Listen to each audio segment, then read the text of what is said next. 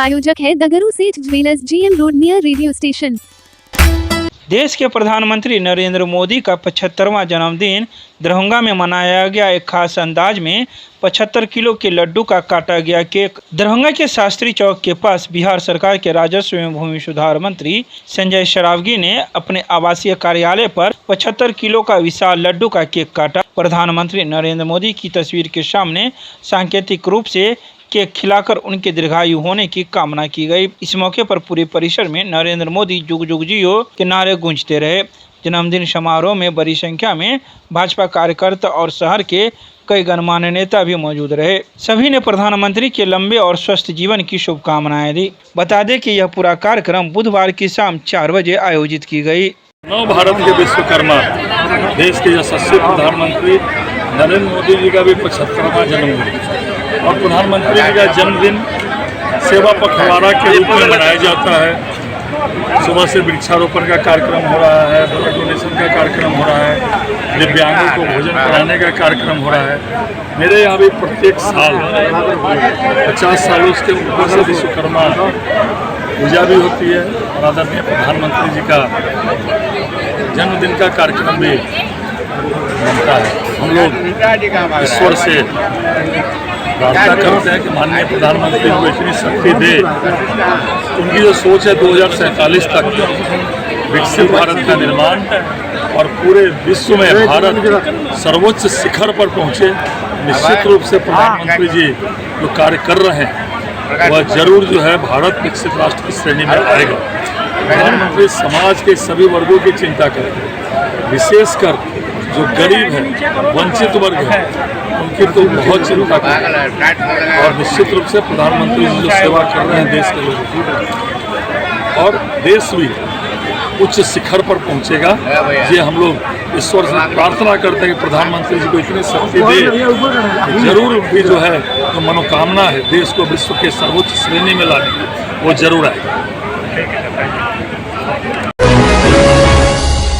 अखिल भारतीय मारवाड़ी महिला सम्मेलन के द्वारा दरभंगा टावर पर स्थित एक होटल के सभागार में मतदाता जागरूकता को लेकर कार्यक्रम का किया गया आयोजन। राज्यसभा सांसद थी मौजूद। दरभंगा टावर पर स्थित एक होटल के सभागार में अखिल भारतीय मारवाड़ी महिला सम्मेलन के द्वारा महिलाओं में वोटर जागरूकता के लिए एक कार्यक्रम का आयोजन किया गया। इस कार्यक्रम में राज्यसभा सांसद डॉक्टर धर्मशिला गुप्ता भी मौजूद थी, जिन्हें पाग एवं माला पहनाकर सम्मानित किया गया। यह कार्यक्रम बुधवार को दोपहर 3:30 बजे आयोजित किया गया, जिसमें अखिल भारतीय मारवाड़ी महिला सम्मेलन की कई महिलाएं भी शामिल हुई, जिन्होंने अपने अपने विचार व्यक्त किए। तो इस बारे में पूरी जानकारी अखिल भारतीय मारवाड़ी महिला सम्मेलन की अध्यक्षा नीलम बजाज के द्वारा दी गई। तो वहीं मंच संचालक ने भी कई बातों की जानकारी प्रदान की। जब हमारे चुनाव आते हैं, हम मतदाता सूची में नाम जोड़ने की प्रक्रिया में अपनी सहभागिता देते हैं, और जैसा कि अभी SIR के तहत जो अवैध वोटर है उसको हटाया गया, और जो जेन्युइन वोटर हैं, जो दरभंगा के वासी हैं, जो बिहार के वासी हैं और बाहर रह रहे हैं, लेकिन उनका परिवार का नाम दरभंगा में है, उनका भी नाम दरभंगा में है, वो बिहार के ही वासी हैं, उनका जन्मभूमि बिहार है।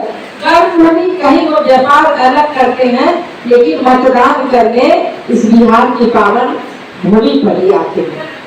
उस कड़ी में हम कॉलेज, जैसे कि गर्ल्स कॉलेज है, उस गेट के सामने में अपने इस मंच का बैनर लगा करके और उस महाविद्यालय से परमिशन लेकर 2 टेबल कुर्सी लगा के बैठ जाते हैं। हमारी जितने भी फर्स्ट टाइम वोटर हैं, जो हमारे 18 साल से अधिक उम्र की बेटियां हैं, जिनका नाम छूटा हुआ होता है, उनका नाम हम दर्ज कर लेते हैं।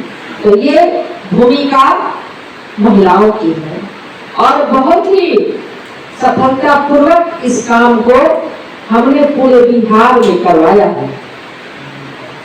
और मैं आग्रह भी करना चाहती हूँ कि अगर किसी का नाम अभी छूटा हुआ है, अगर हम महाविद्यालय के गेट के आगे अगर इस आपके मंच के माध्यम से टेबल कुर्सी लगाकर कैंप लगा करके उनका फॉर्म भरने का काम करें। ऑनलाइन फॉर्म भी भरा रहा है और अब मतदाता सूची में नाम दर्ज करने के लिए कोई परेशानी नहीं है। आधार कार्ड सबके पास है, उसको जोड़ करके बन सकता है। मुझे लगता है कि इस बार जब सरकार बनेगी तो 10% नहीं 35% वोट महिलाओं का अधिक होगा।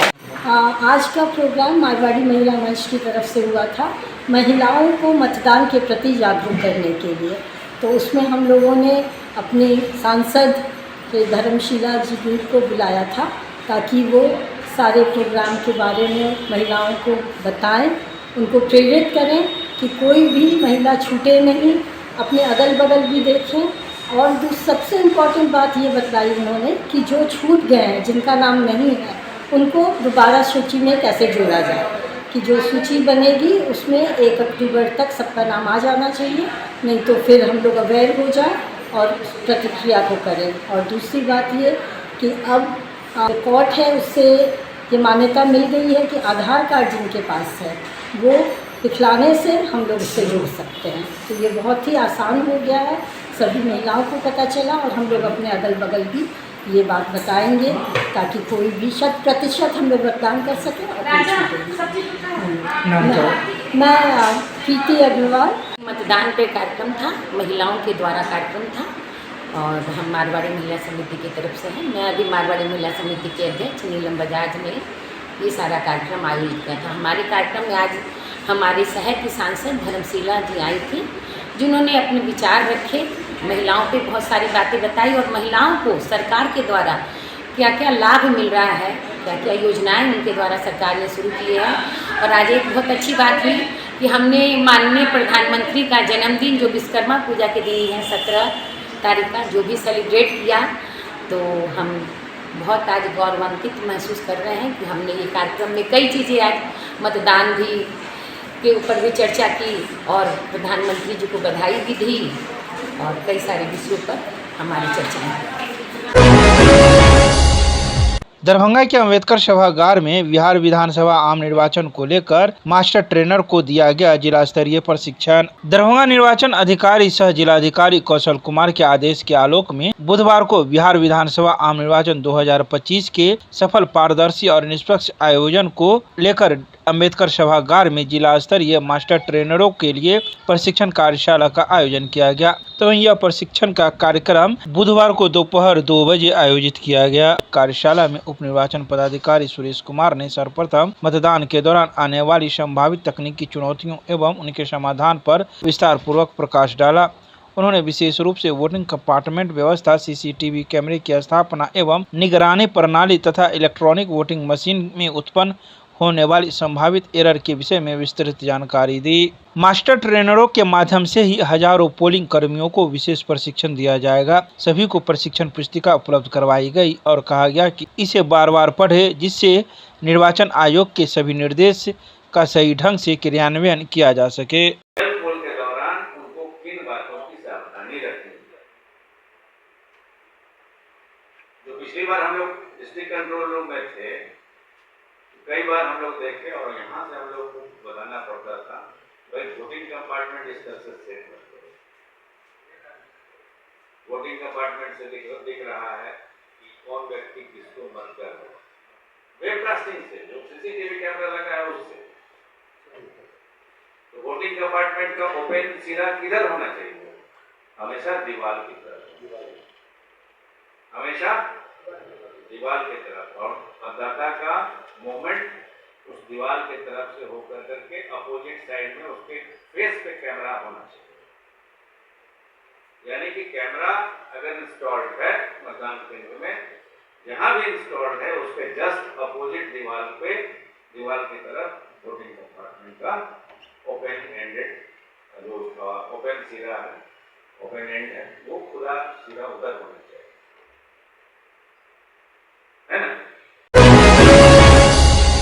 दरभंगा के अम्बेडकर सभागार में श्रम संसाधन विभाग के द्वारा वस्त्र अनुदान योजना के अंतर्गत हुए कार्यक्रम में मुख्यमंत्री के संदेश को किया गया सीधा प्रसारण। बुधवार को दरभंगा के समाहरणालय में स्थित अम्बेडकर सभागार में श्रम संसाधन विभाग के द्वारा वस्त्र अनुदान योजना का मुख्यमंत्री नीतीश कुमार के संदेश को लाइव दिखाया गया। वस्त्र अनुदान योजना के अंतर्गत निबंधित निर्माण श्रमिकों को बैंक खाते में 5,000 रुपये की धनराशि सीधे अंतरण डीबीटी के माध्यम से भेजी गई। पूर्व में श्रमिकों को वार्षिक 2,500 रुपये की राशि दी जाती है, जिसे अब दोगुना कर 5,000 रुपये की राशि श्रमिकों के बैंक खाते में मुख्यमंत्री के द्वारा हस्तांतरित किया गया।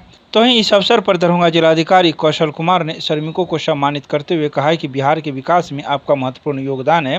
यह राशि प्रत्येक वर्ष श्रमिकों को दिया जाता है।